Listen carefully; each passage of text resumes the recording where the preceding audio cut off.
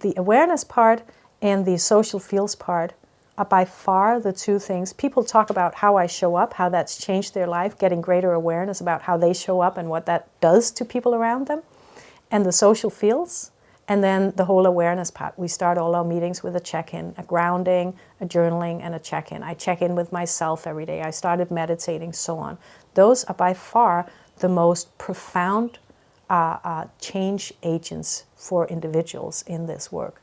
So I think that's the missing link in most systems change. And I can be a little arrogant now, even though you're filming me. But in most systems change processes, it's like the 7 ways to change the system, right? And then you have to do this, and then you have to do that. And they're great strategies, I'm sure. But if people don't change and really own who they are and how they contribute to everything that's going on, it's not going to change anything.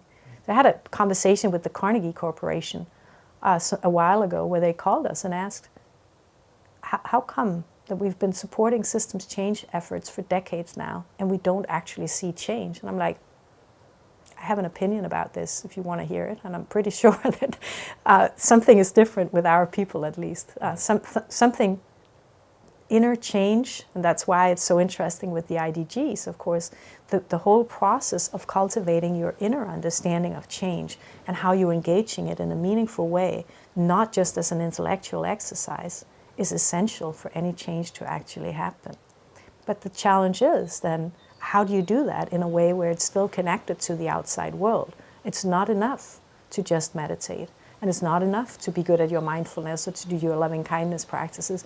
You also have to have strategies for how to work differently within the complexity and in the dependencies of these huge, tremendous issues that we're confronted with. And that's the combination of things.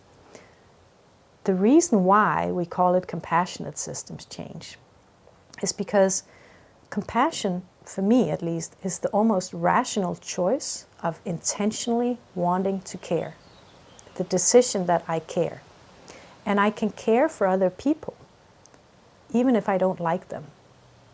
We had a great example of this. One of my esteemed colleagues at MIT, a wonderful scientist, shared with me that her son came home, her 12-year-old son came home, and so they were talking around the dinner table, and there was one guy in his class that he just didn't like. And she was like, well, what happened now, and so on. And they tried to discover if there wasn't any, just a tiny little thing that he could like about this other guy. And it was really hard to find something. And I think they actually came to distilling the minimal unit of compassion. That's at least how I see it. Because they finally got to the point where they could say, at least we can have appreciation for him, because whenever he's breathing, he's feeding the plants. Whenever he's exhaling, he's creating a more green world. So that must be the minimal unit of where you can at least have appreciation for that in another human.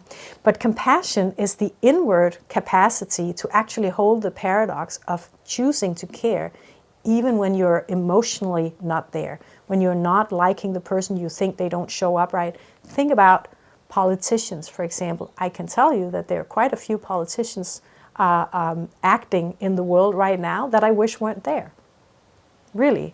But I can still choose to actively care about them, wish for them that they have well-being, that they have safety, that they have love, that they have joy in their lives.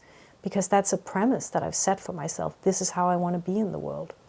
Now with systems thinking is the kind of the outward aspect of the same thing, the capacity to hold the paradox. Because whether I want them there or not, they're still there. And we have a tendency to compartmentalize or silo a little bit. We don't really want to relate to this part of the system. We'd rather focus over here. But then we can't be systems thinkers. So our capacity to hold paradox inwardly is where we can grow compassion. And our capacity to hold the paradox of everything that's going on in the system is actually part of the system. Now work with it. That's what we mean by systems thinking. And that's why it's a compassionate systems process, because without the one, I doubt that you can fully do the other. Without compassion, I don't think you can change the system.